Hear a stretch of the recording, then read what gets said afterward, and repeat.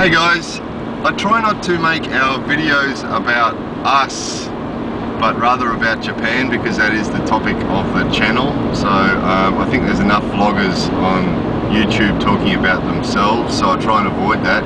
But we've got a wedding coming up in spring, and I thought some people might be interested in what is involved in a Japanese wedding. So I'm going to give you a series of videos between now and the big day, just telling you what's happening and what we're doing, just so that you can get a bit of an idea of what it's like. I'm not going to be getting into details about us, just because partly out of respect for my lady, but also just because I think there's enough people doing that. I think Japan's more interesting than we are. So anyway, what you've missed out on so far is I asked her and she said yes, lucky me, and then the next step was to go and see the parents and ask permission. Pretty much the same in any country, I guess. Fairly formal here though. A formal restaurant and a formal request and a formal acceptance is sort of the way to go. It's sort of, I mean, in Japan you can sort of do anything you want to. I mean, you can just go to the city hall and just fill out the forms and be married, and you could pretty much do any sort of wedding that you wanted to. But my thinking is, I'm already a foreigner, which already makes me a bit different. And in Japan, it's really just one culture. You know, in my old country and a lot of other Western countries, it's such a mix of cultures with so many people from so many different places that pretty well anything is okay. But in Japan, it's one culture, so usually there's one way of doing everything and everybody does it the same way. So I try to do that, just because me being a foreigner is already pretty different. So then if I do everything a different way, it's sort of difficult. It's not being part of the group and it's not going with the flow. So anyway, I try and do things as much as possible. Try and do things as much as I can the way that they're done here. So anyway, formal dinner with the family and asking permission, and then they gave permission, which is pretty good. I mean, there's a lot of families here wouldn't really want their daughters marrying a foreigner, but anyway, we were lucky there. And then we start looking for wedding centers. So you have a choice. You can do a wedding at a temple or a shrine, and then after that go to a restaurant somewhere for dinner or something like that. But the most common way at the moment to do it is, like, they call it a Western style or a white wedding. It's not really. It sort of looks like that, but it's not really. But that's the most popular these days. Is the way to do it is a wedding center, and usually the wedding centers have a chapel.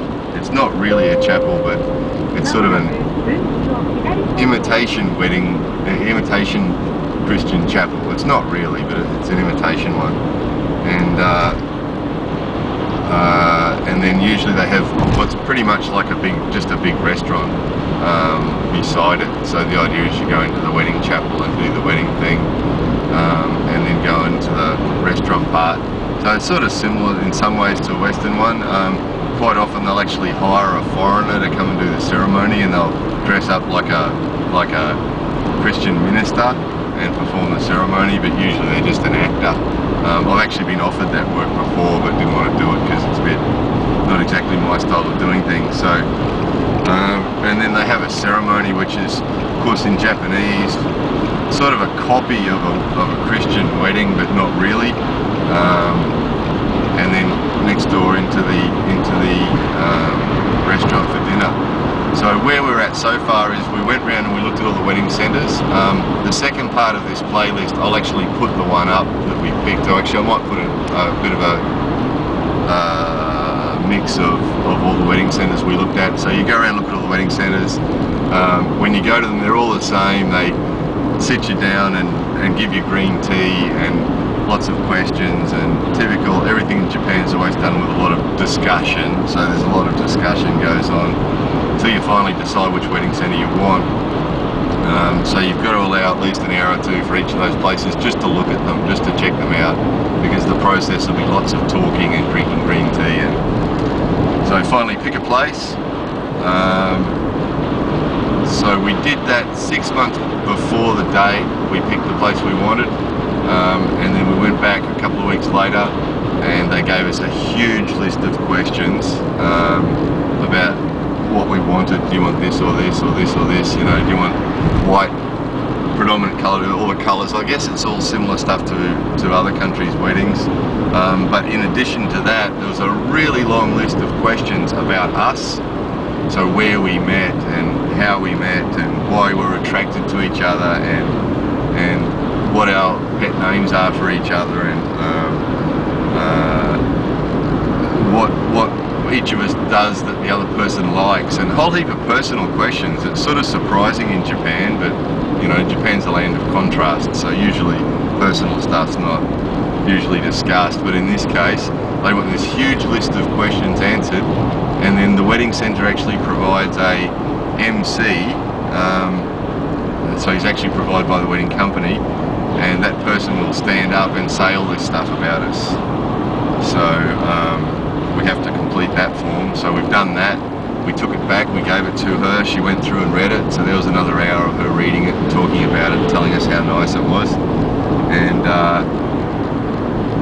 then we went back, she gave us another list of questions, so things like wedding invitations and stuff like that. So we've been back a third time to talk to her about that for another hour or two.